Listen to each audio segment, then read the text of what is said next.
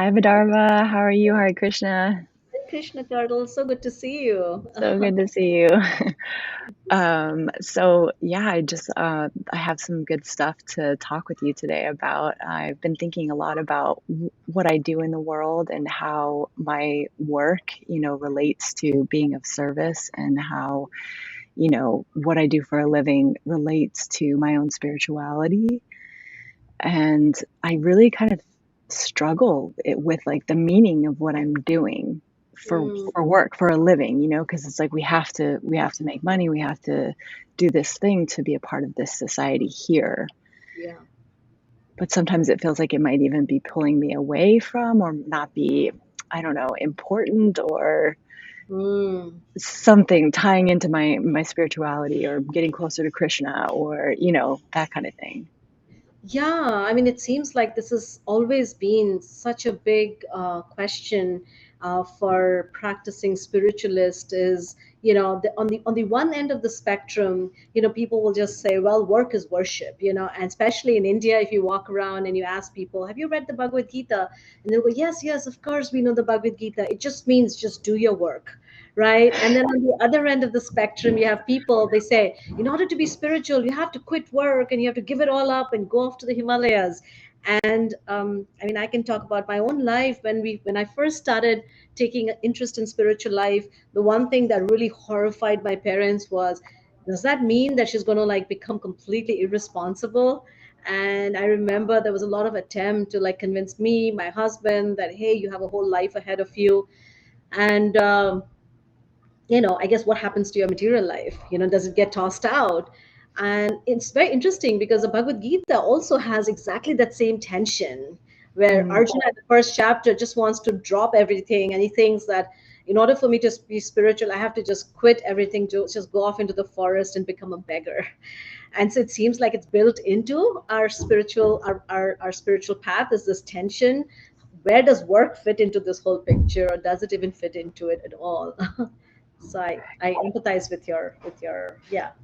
Yeah, exactly. I mean, I get the message logically that there's something specifically in just doing your work and not getting all tied into the outcomes or being emotionally invested in what you're doing, right? But my goodness, is that harder to do than like say, right? Yeah.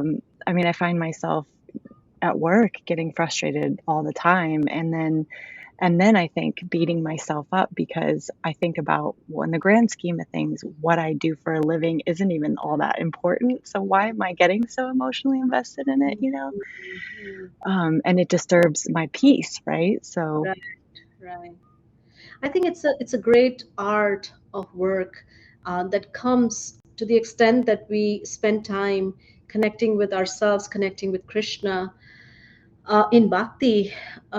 Then our work actually gets infused with that quality of yoga. Ultimately, everything that we do, if it is done in the spirit of yoga, then it becomes a kind of connection, and the fruits that come out of it or the struggles that come with that work just becomes part of that great act of sacrifice. So rather than pulling us down or I guess just to backtrack, I was once watching this whole theory about creativity, and there is a whole theory out there which is called the flow theory. Which is basically that when one is kind of when one is slightly detached from the fruits of one's work. I'm using the Bhagavad Gita lingo here, but essentially when one is not so deeply invested in the outcome, but just kind of immerses oneself in the act of work as in a spirit of love, and because one really loves to do it, then one enters into this flow zone where the work actually just kind of flows through you,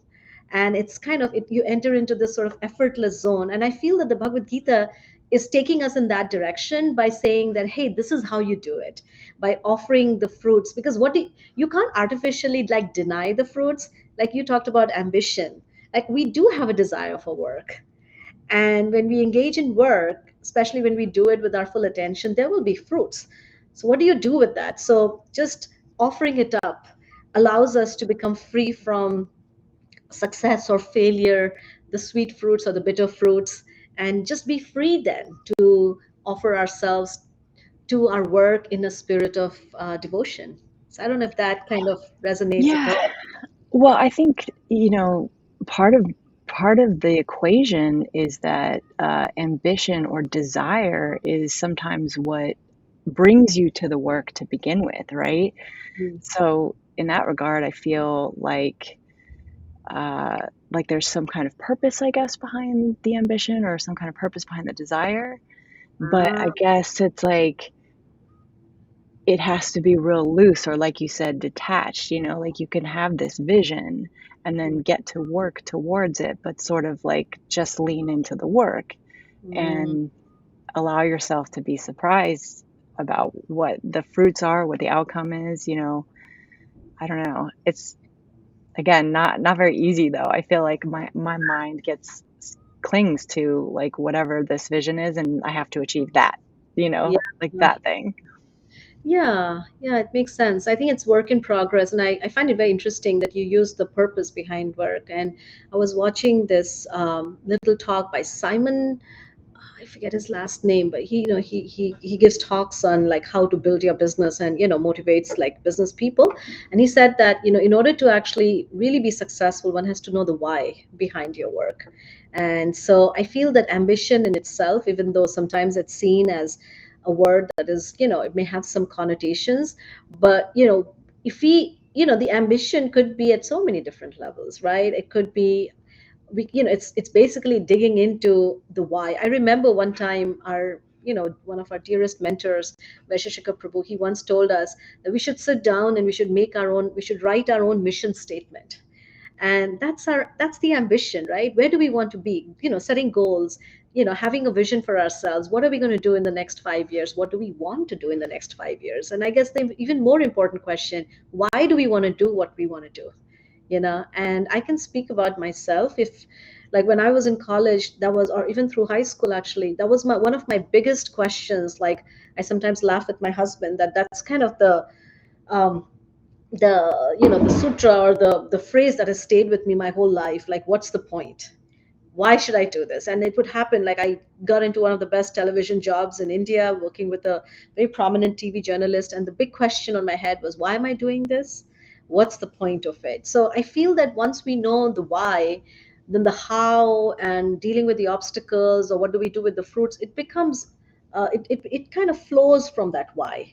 And the Bhagavad Gita is not saying don't work, it's just giving us a reason. What do we do? What is a, because if we simply work for money, then after a point money loses its steam at some point. Like, okay, all right, how much more do I need? If I'm just working for fame or all of these things, they come and they go. But if we have a deeper motivation, then I feel that we can actually sustain our interest in work.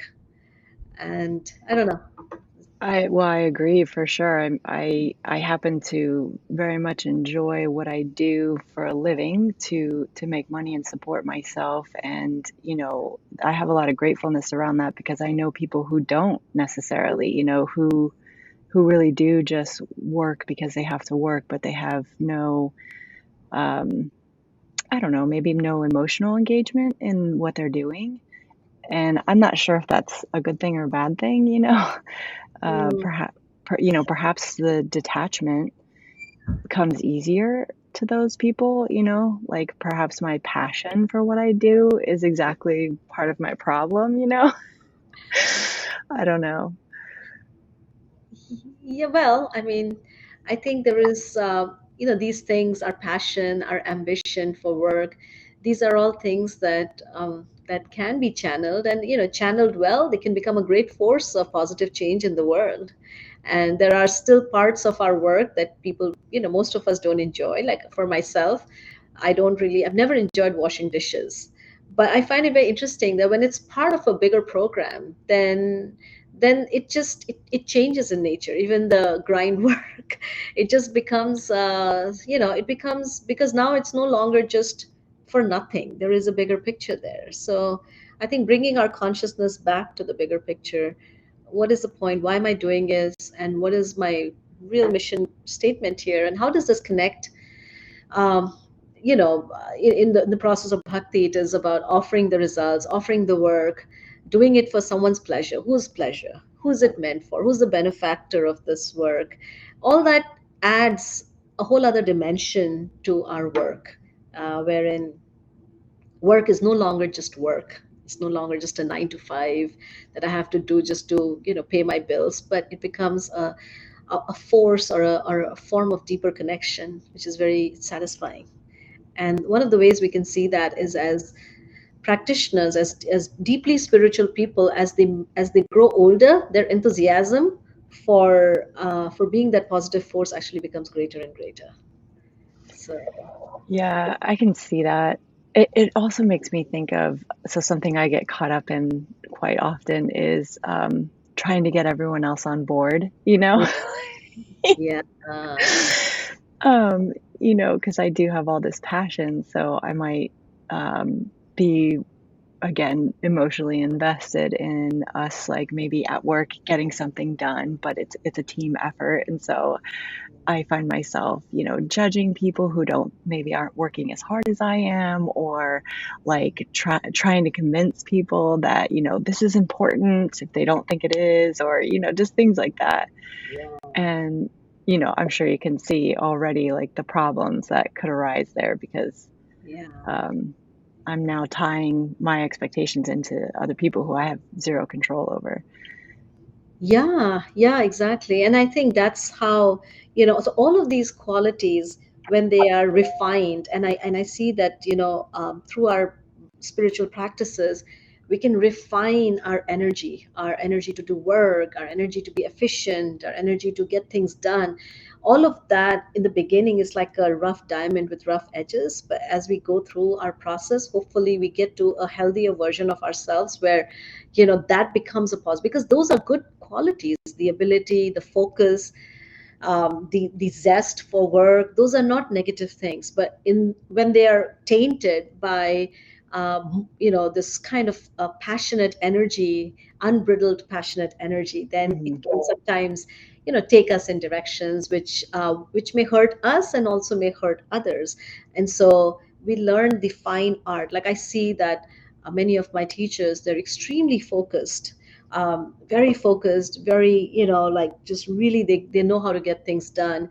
But they also have this certain refinement that comes along with their focus, which is very gentle. They're Mm. assertive, but they're not aggressive. They are passionate, but they're not caught in passion. They're determined, but it's not brute. It's not like I'm just going to smash people along the way to get my work done. So they're very wholesome. They're very beautifully rounded. So that energy is a very powerful force in the world, and it's something that has always inspired me. And I strive to learn that, and apply that in my own life, because I can also be a little brash. And so how do I tame, or how do I refine myself? Uh-huh. Yeah, I think there's like a sense of urgency in me, and when I speak to my mentors, I mean, even, like you and Loka seem to have that refinement that you speak of, even though you're so humble and wouldn't necessarily claim it, but there is a grace, and I think what it appears to me like is that, I guess, a little bit of detachment, so that um, the urgency isn't there. There's a willingness to let things unfold in the time that they unfold. Yeah. Yeah, yeah. I think that's what it is. That I think Bhagavad Gita, Krishna speaks about this quality of, we want to be the doer, or we think we are the doer, right? And that sort of sense of doership kind of gets in the way, Hmm. versus when we just try to be an instrument, and we say, all right, please use me. And being an instrument in the hands of an expert craftsman means that sometimes the instrument may be used, sometimes it may be polished, and the Hmm. instrument will say, hey, you're just polishing me. When are you going to use me? But that's Yeah. also part of that bigger plan of the craftsman. Yeah. I think I'm in the polishing stage. I think both are simultaneously. But I have to ask, I feel like this is like a very natural progression. I have to ask though, when does your discernment come in? Like there have to be situations where you're like, um, not too dissimilar to Arjuna having to face battle, right? Where you know you have to do something that's hard and it does mean asserting your will to some degree. You know, I guess it's like, how do you know when you're in that type of situation and that you can show up with that energy? Yeah. Yeah. Wow. What a great question. Such a deep question, actually, because for one thing, as long as we are operating from a platform of ego, false ego, pride, our, one has to sort of take a moment to pause, that, contemplative moment, which is the first chapter of Bhagavad Gita, where Arjuna is just taking a pause and he's trying to really understand why he needs to do this. So I think that moment of, because our response could be, something annoys us and we just want to, assert, or and it could be a reaction rather than a response. So the difference with Mhm. that would be just that moment to pause. And the second thing is, of course, to pray. And to me personally, the third thing, which I depend on more than I depend on anything else, is just consulting and talking to others who Yeah. are spiritually mature and who are not caught up in the middle of that storm. And so they can give me Mm, a deep spiritual, objective perspective. And I'm always surprised, even after so many years of practice and study, I'm always still surprised by the wisdom I receive. And so I have come to depend on that wisdom, because I alone with my mind in the midst of a storm, not the most reliable guide. you know so I like to get that, be surrounded by people, mature people, grounded people, wholesome people who can offer me a perspective. And that gives me a lot of confidence, that okay, when I finally take a stand, it's not just coming from my whimsical reactive mind. It's come from my contemplation as well as guidance, both. So yeah, I agree with you. Going into Bhakti, I have been extremely blessed to meet some wonderful mentors, and uh, their their clarity around my storms, as you call it, has been definitely invaluable. Um, and it's, I guess it's a process, right? Sometimes I feel like I'm coming up against the same thing over and over and over again. So I mean, I don't know if you have any just encouraging words around that, the fact that it just takes time and diligence.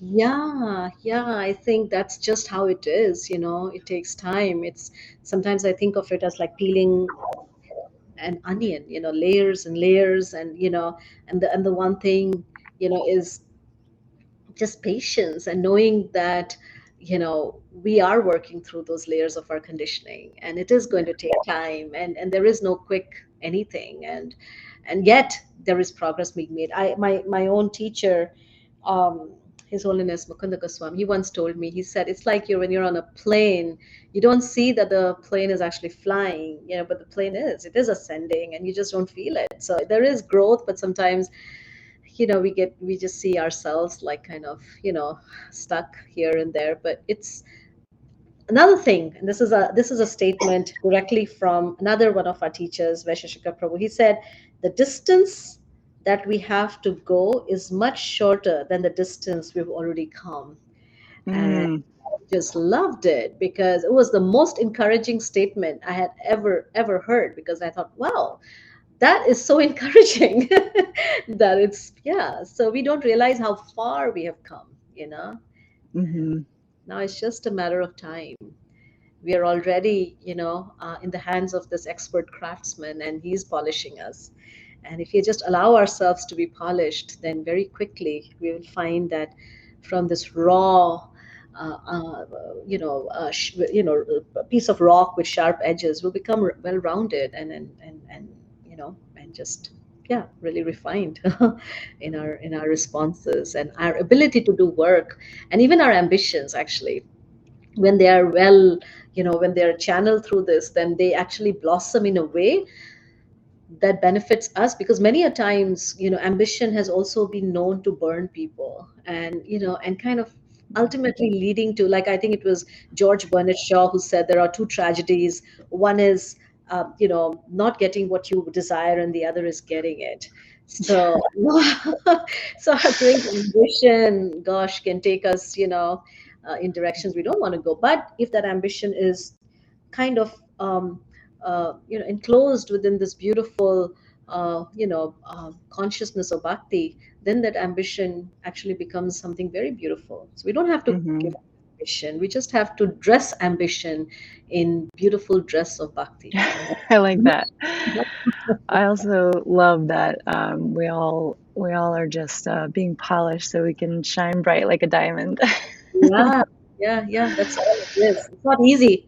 That's not easy, but it's still, there's a beautiful, actually, little anecdote I heard from Sachinandan Swami once, and he was talking about how, like a potter, it's a whole story of like this piece of clay that isn't, the potter takes it and he first, kneads it, and then how he puts it on the wheel, and this thing is going like, no, no, no, this is like spinning my head, and then he takes him and he puts him in this hot, oven, and he just hates it, like, he goes through, and then finally it becomes a teacup, which is worthy to be served to a king. That's a good one.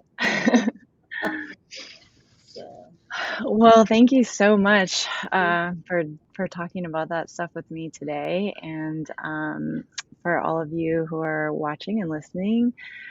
Be sure to like and subscribe to the channel so that it can grow and we can keep having wonderful conversations together. thank you so much, Turtle. It's so Thank you wonderful to so much. talk about this subject matter. Thank you. Hare Krishna, Vidarbha. Hare Krishna.